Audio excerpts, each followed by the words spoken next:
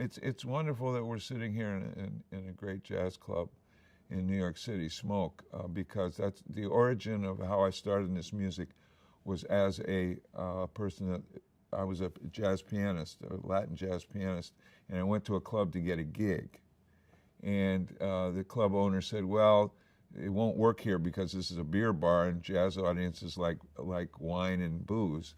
So I wound up buying the club for $12,500 in 1972, and that's very relevant to the question of how do you become a jazz record producer? Because actually it started from just being asked by a record company to produce live recordings from the club itself. That's how I became a producer in the early 70s. Kind of just a natural progression of what I was already doing, presenting the music itself. A producer, more than anything, is a facilitator.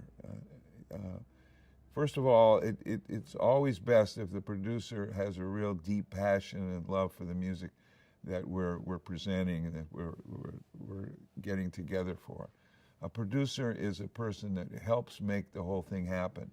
And sometimes one of the most important jobs of a good producer is to simply get out of the way and create a space. You're a creator of space, and hopefully as loving and accommodating a space for the creative artists to create their magic together. I mean, that's a major part of being a really decent and effective and productive jazz producer. Sometimes you have a tremendous involvement in helping select the different musicians that are involved. Sometimes the lead artist has their purpose and project so much in mind that all you do is help guide it, set up the budget and all the logistics of recording, and then let them just express themselves in the way they had in their mind. A lot of times, though, you work with them both on the sidemen and even in the selection of repertoire. There are varying degrees because you work with creative artists of all kind of levels of intent and preparedness for the process. And these recording sessions happen in all kinds of ways.